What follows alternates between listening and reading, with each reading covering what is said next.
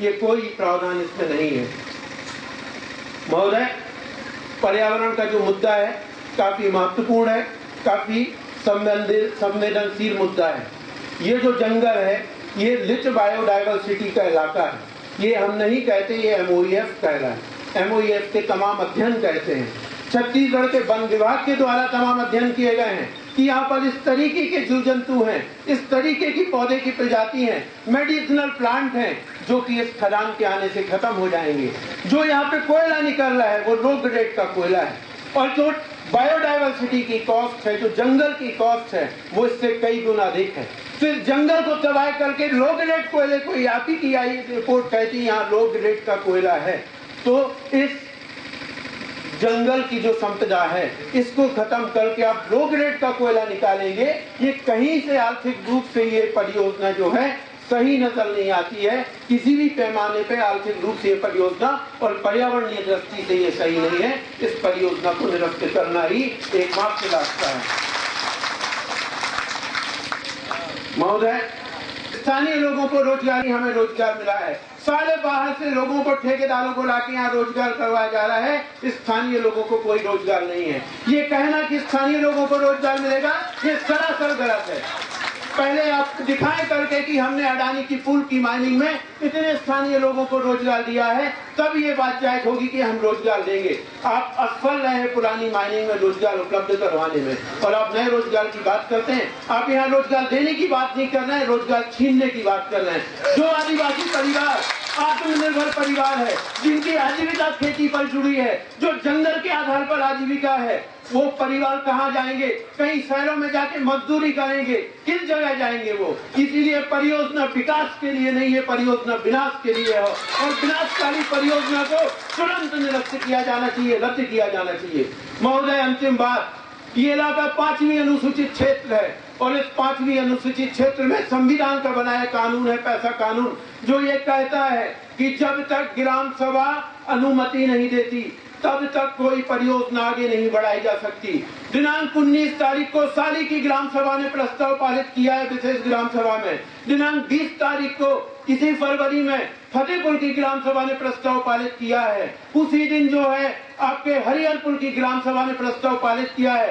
पर्यावरण अधिकारी यहाँ पर बैठे हैं, सरगुजा कलेक्टर के पास वो ग्राम सभाओं के प्रस्ताव गए हैं। उन्होंने कहा है कि हम इस परियोजना को नहीं चाहते, ये हमारा संवैधानिक अधिकार है, हमारी 5वीं अनुसूचित क्षेत्र है, पर इस जनसुनवाई को निरस्त किया जाए। महोदय, बताएं कि आपने जनसुनवाई को निरस्त क्यों नहीं किया?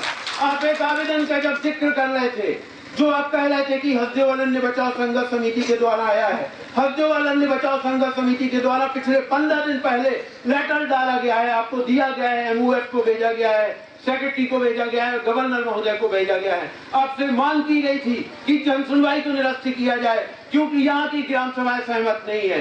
फिर किस आधार पर जनसुनवाई आयोजित की जा रही है? आप जवाब दें कि उस लेटर पे अभी तक क्या कार्रवाई आपने की है। महोदय, मैं जानता हूं कि छत्तीसगढ़ का प्रशासन, छत्तीसगढ़ की सरकार किस आधार पर दबाव में है कंपनियों के, इसीलिए मैं ये भी मानता हूं कि आप कुछ नहीं कर सकते।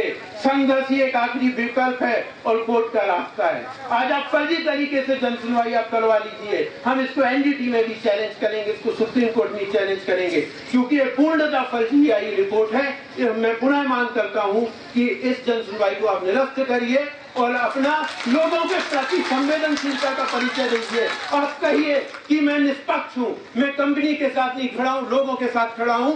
इसीलिए मैं पुनः आग्रह करता हूं कि इस जनसुनवाई को निरस्त किया जाए। धन्यवाद।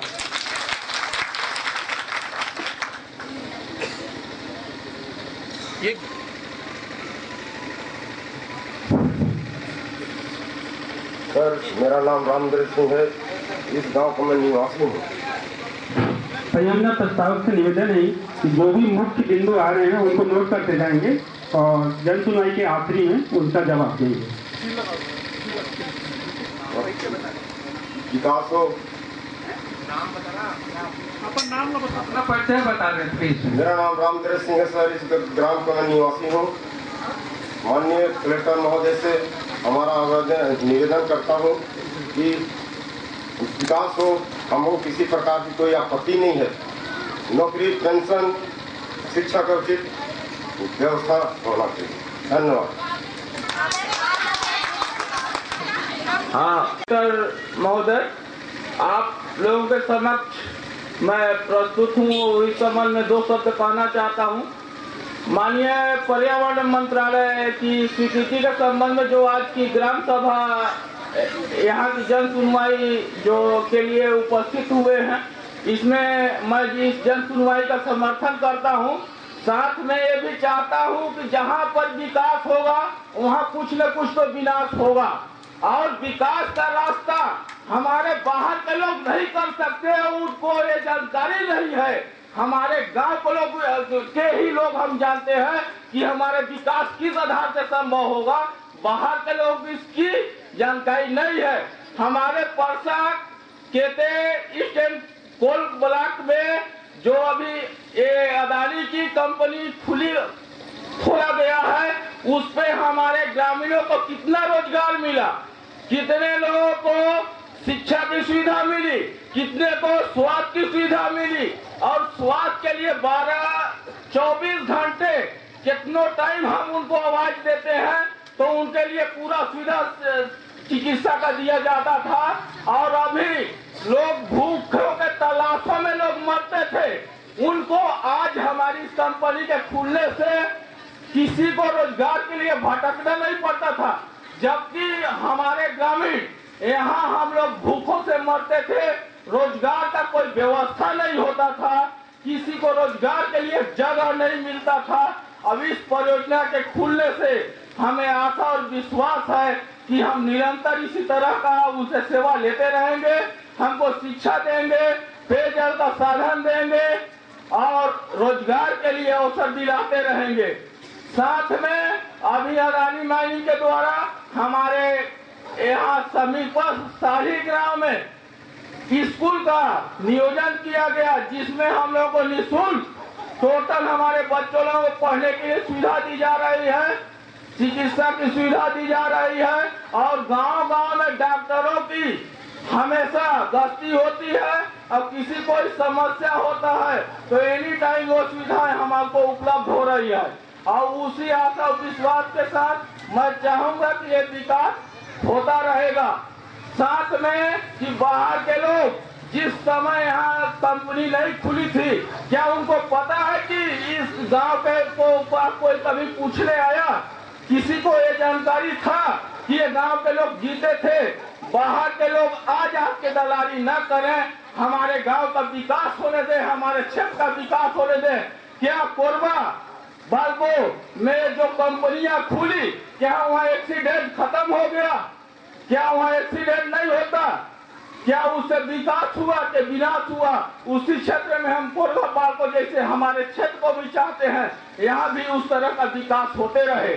और हमें आशा और विश्वास है कि कंपनी हमारे जिस तरह से सहयोग दे रही है उसी तरह देते रहेगी। साथ में अभी जो वृक्षों की कटाई हो रही है, अभी मौके पे स्पॉट में 85% हमारे जो क्षेत्र के जो यहाँ पर महुआ, साल और अन्य प्रजाति के जो वृक्ष हैं उनको जिनकी कटाई की जा रही है, उसके छोटे वृक्षों को 85% अभी कंपनी द्वारा लगा के उनको तैयार किया गया है। मौके पे उसको देखा भी जा सकता है। इसके साथ बिजली की व्यवस्था हमारे कंपनी द्वारा पूरे परसा में कर दी गई। जिस क्षेत्रों में बिजली नहीं थी उस क्षेत्रों में बिजली